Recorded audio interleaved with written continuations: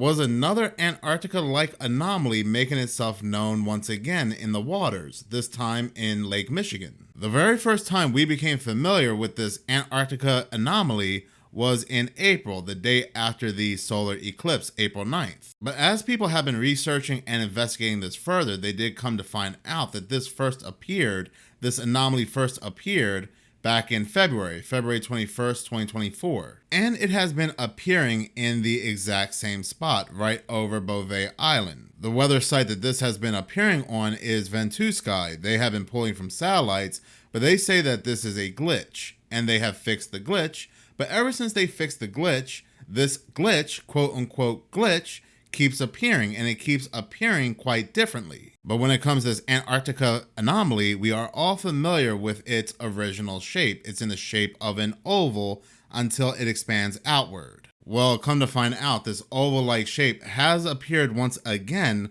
under satellite image and under different weather instruments. Listen to this article here from mlive.com under the weather section, which was posted on April 29, 2024. This article states that satellite images can reveal a lot of detail of the surface below as they pass over the Earth. Last week, a few satellite images snapped over the Great Lakes revealed an odd-looking spot in the middle of the southern half of Lake Michigan. And I have to say, this looks very similar to what's being seen over in Antarctica. The only difference is the color. They say that this is a very unusual warm spot. Well, what have I been saying in my previous videos when it comes to the Antarctica anomaly? I have been saying that what we are seeing is straight heat. That this happens to be some kind of heat that is expanding upward, outward, or both. What we are seeing when it comes to this Antarctica anomaly is not actual physical 80-foot waves, because if they were actual physical waves,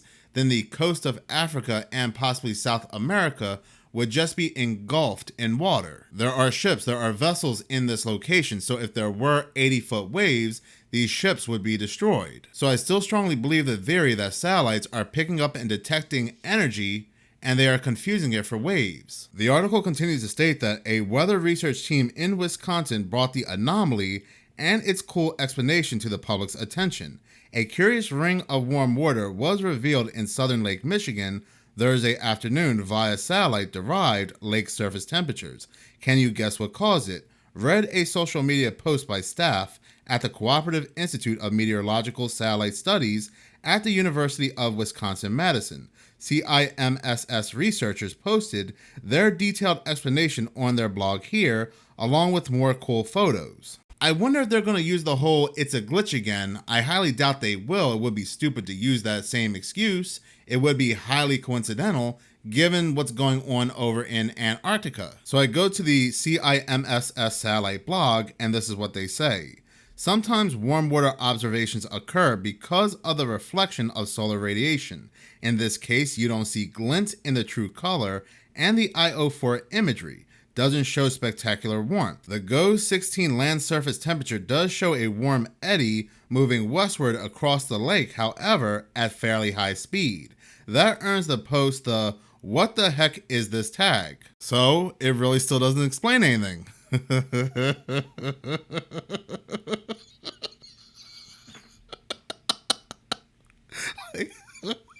The only thing I can make sense of what they're saying is that they're still saying, "what the heck is it?" But you have to excuse me there. But the question gets asked, has this type of warm weather feature appeared in Lake Michigan before? And they say yes. Such isolated warm water features are often associated with areas of very light winds, usually beneath the center of high pressure at the surface, which allows the relatively calm water surface to warm more rapidly. These areas of light winds will exhibit a darker appearance in visible imagery, or in this case on April 25th, near infrared imagery. So one would think that this blog or this site saying that this has been seen before and they are aware of it, they would post some photographic evidence of it being seen before, but of course they don't do that. Maybe it has, but I was hoping they would show it on this site, but all they do is show what was seen on April 25th and April 26th.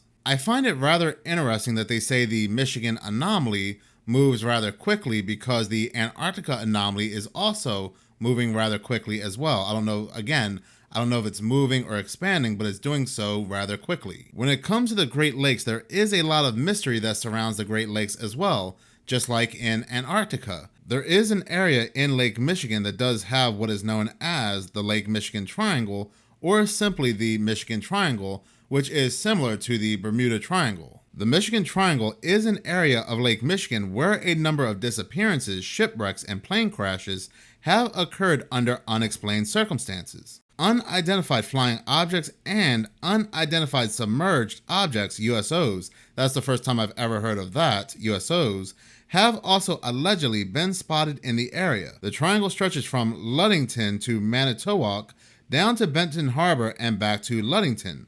The first major unexplained event was the disappearance of the French sailing ship Le Griffin and her crew in the 17th century. And then from there have been multiple unexplained disappearances. Now, this article does mention the more paranormal aspect, and it also mentions conspiracy theorists. It does state that conspiracy theorists have blamed the triangle on a negative energy vortex. Energy vortexes are the idea that certain locations emit sacred, powerful, and transformational energy.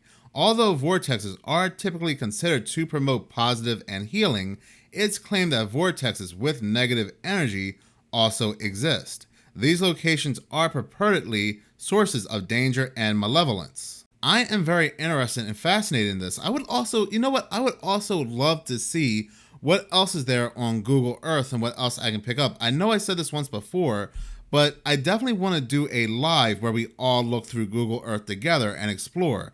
I think that would be a lot of fun. So definitely look for a live like that coming very soon. So everything they're saying about Lake Michigan or the Michigan Triangle is everything that I have been saying about what's going on over in Antarctica. They also say that this area in Lake Michigan, this Lake Michigan Triangle, does have a ley line running through it. Now, what's very interesting, not too long ago, Casper Site, the YouTube channel Casper Site, made a video, and in the video, he had a photo of what appears to also be a very similar oval in the skies, what's been appearing in Antarctica. I'm not going to go ahead and play his video. You can check out his video. I will link it in the comment section below. He does a lot of hard work in his videos, but I will show the photo. And again, I hope he doesn't mind me showing the photo. And he said that this had appeared in the skies just right after the solar eclipse. And what also appeared after the eclipse, well, on April 9th, the Antarctica Anomaly appeared once again. And it does look very similar to what's being shown in the skies here. And Casper Site does pose a good question. Do you remember ever seeing anything like this in the skies 15, 20 years ago when you were a kid? When you were outside playing and you were looking up at the skies, have you ever seen anything like this in your life? And I can say that I have not. But going back to this Michigan anomaly, Tom Skilling, a popular retired Chicago TV meteorologist, has not seen anything like this before in his life either. And he states that he was excited to see the CIMSS team's explanation of this warm pool and how they delved into figuring out if it was a quirk of the data, a glitch, or a real hotspot. He also states that it's a fascinating phenomenon, an example of how weather satellites can detect small-scale features of our environment which escape detection in earlier times. So again, this is something that has never been seen before. Well, according to Tom Skilling anyway. So then what are these? What's the explanation? Well, we do have CIMSS giving us their explanation, but I'm always allowed my opinion as well. And again, this is my own opinion. But I do think we are looking at one of two things here. We are either looking at weather modification, weather manipulation, HARP, or some kind of portal. What sits under Bouvet Island in Antarctica where this anomaly keeps appearing is an inactive volcano. And people theorize what we're seeing over in Antarctica may be volcano activity, but they stated that the volcano under Bouvet Island is inactive.